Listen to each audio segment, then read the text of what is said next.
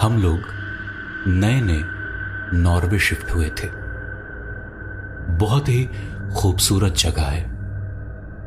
नए लोग, नया शहर, सब कुछ बहुत अच्छा था। वहां जाकर एडजस्ट होने में कुछ समय लगा। हमारा घर खास टाउन में था जहां भीड़ भाड़ रहती है। गाड़ियों का शोर हर समय मेरे कमरे में आता था, जिसकी वजह से मेरी नींद डिस्टर्ब रहती थी। किसी तरह 6-7 महीने गुजरे। मैं बार बार अपने पति से कह रही थी कि घर चेंज करते हैं, मगर वो टाल देते थे। तभी ऊपर वाले ने मेरी सुन ली। मेरे सास ससुर का प्रोग्राम नॉर्वे आने का बना। मैंने मौके का फायदा उठाया और पति पर घर चेंज करने का दबाव बनाया। 5-6 घर देखने के बाद एक घर जो कि शहर से बाहर था पसंद आया। घर थोड़ा सा पुराना जरूर था, मगर बड़ा और शांत जगह पर था। मैंने घर बड़े दिल से सजाया ताकि सासू मां को इंप्रेस कर सकूं। घर शिफ्ट करने के तुरंत बाद ही मेरे पति को सिर में दर्द रहने लगा। जब दर्द ज्यादा होता तो वो मेडिसिन ले लेते। इसी बीच मुझे भी अकारण बुखार आने लगा। ना तो मेरा गला खराब था, ना ही पेट खराब था और ना ही जुकाम था, लेकिन फिर भी हरारत रहती थी। ऊपर से हमारे नए घर में मोबाइल के सिग्नल नहीं आते थे। अगर बात करनी हो तो घर से बाहर जाकर ही बात हो पाती थी, या फिर मोबाइल को खिड़की के पास रखना पड़ता था ताकि अगर कोई फोन आए तो पता चल सके। पूरा घर सेट हो गया था और मेरे सास ससुर भी आ गए थे। हम लोग उनको लेने एयरपोर्ट गए थे। बच्चे भी उनके आने से बहुत ही खुश थे। जब हम लोग एयरपोर्ट से वापस घर आए तो देखा घर के आसपास पॉलिथीन और कचरा पड़ा है। मुझे ये अच्छा नहीं लगा और मन में थोड़ी शर्मिंदगी भी हुई कि सास क्या सोच रही होंगी। लेकिन मुझे ये भी समझ नहीं आ रहा था कि इतना कचरा आया कहां से। मैंने पति को दिखाया तो वो बोले तेज हवा चली होगी, इसी वजह से कचरा उड़कर आया होगा या फिर कोई पड़ोसी डाल गया होगा। चलो कोई नहीं सोच के मैं अंदर आ गई। सबको चाय नाश्ता सर्व किया और बातें होने लगी। सासू मां ने हम सबको गिफ्ट्स दिए और हम सब ने खाना खाया और फिर सोने के लिए लेट गए। मैं अपने बेडरूम में आ गई। बच्चे सो गए थे। पति से 2-4 बातें की और मैं भी सोने की कोशिश करने लगी। पता नहीं क्यों मुझे नींद नहीं आ रही थी। मैंने सोचा थोड़ा टीवी ही देख लूं, फिर जब नींद आएगी तो वापस आ जाऊंगी। जब मैं टीवी वाले कमरे में गई तो मुझे लगा मेरे पीछे कोई है। मैंने दीवार पर छाया भी देखी। मुझे लगा कि पति होंगे, क्योंकि जब मैं रात को कभी टीवी देखने जाती थी तो वो भी आ जाते थे और मैं उनके बोलने का इंतजार करने लगी। मैंने पलट के देखा तो कोई नहीं था। मुझे हैरत हुई कि पति कहां गए। अभी तो मैंने कमरे में किसी की छाया देखी थी। मैं वापस अपने बेडरूम गई तो देखा पति जी तो खर्राटे लेकर सो रहे थे। मैंने सास ससुर को भी देखा, वो लोग भी सो रहे थे। मैं कंफ्यूज होकर वापस कमरे में आकर सो गई। सुबह जब उठी तो देखा पति जाग गए हैं और अपने मां पापा के कमरे में हैं। मैं उनको गुड मॉर्निंग विश करने कमरे में गई तो कमरे में पति परेशान नजर आ रहे थे। मुझे देखते ही बोले कि पापा की तबीयत ठीक नहीं है, लग रहा उनको बुखार है और सांस लेने में दिक्कत हो रही है। दोपहर होते होते उनकी तबीयत काफी डाउन हो गई। उनको हॉस्पिटल ले गए, डॉक्टर को दिखाया। डॉक्टर ने दवाई देके घर वापस भेज दिया, मगर उनकी हालत सुधरी नहीं। दूसरे दिन तो उनकी हालत काफी खराब हो गई।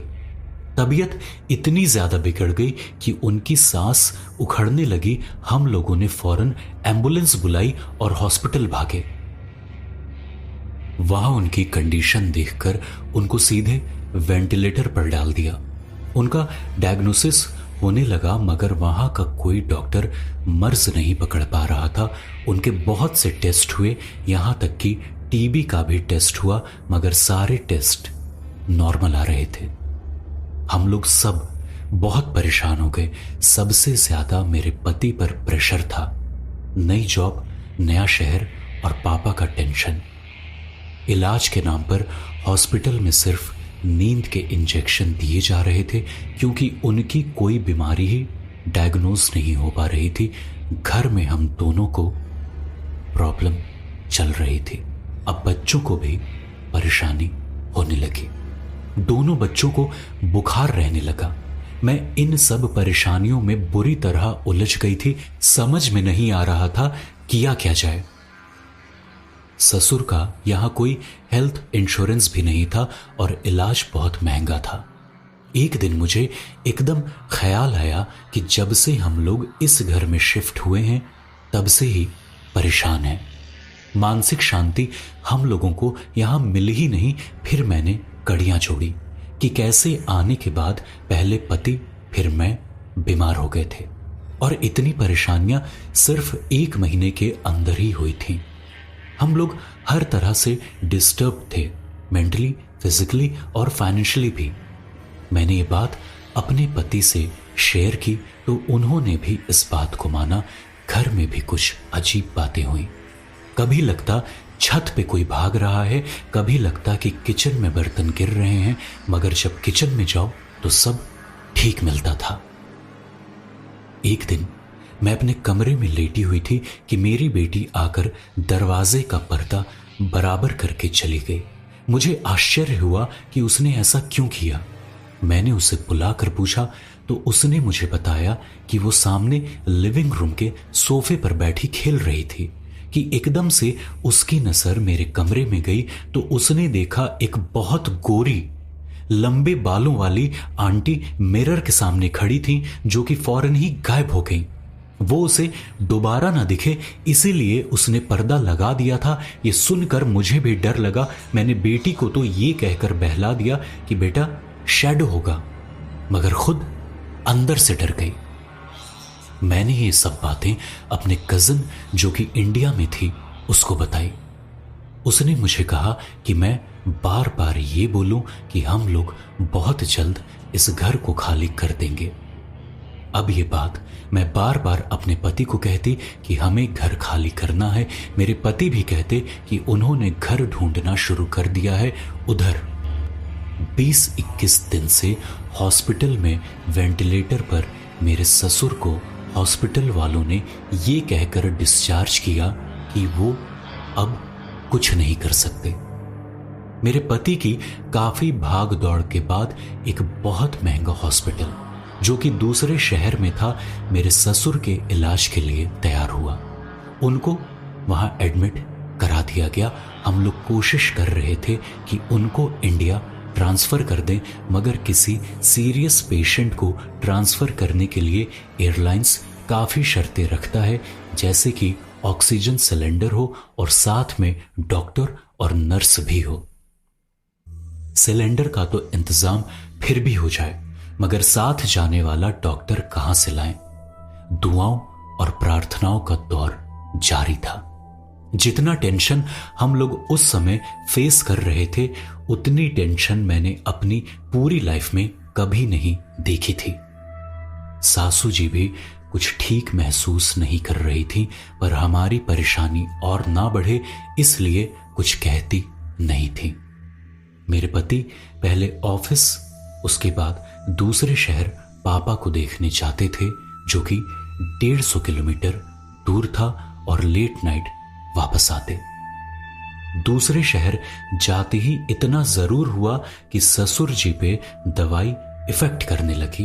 1 हफ्ते के बाद उनको वेंटिलेटर से हटा लिया गया और रूम में शिफ्ट कर दिया गया। वो लगभग 1 महीने वेंटिलेटर पर रहे।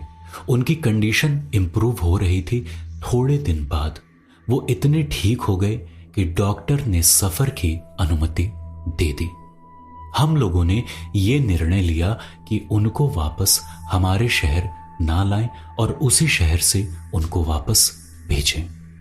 मेरे पति का साथ आना जरूरी था क्योंकि वो इतने भी ठीक नहीं थे कि अकेले सफर कर सकते।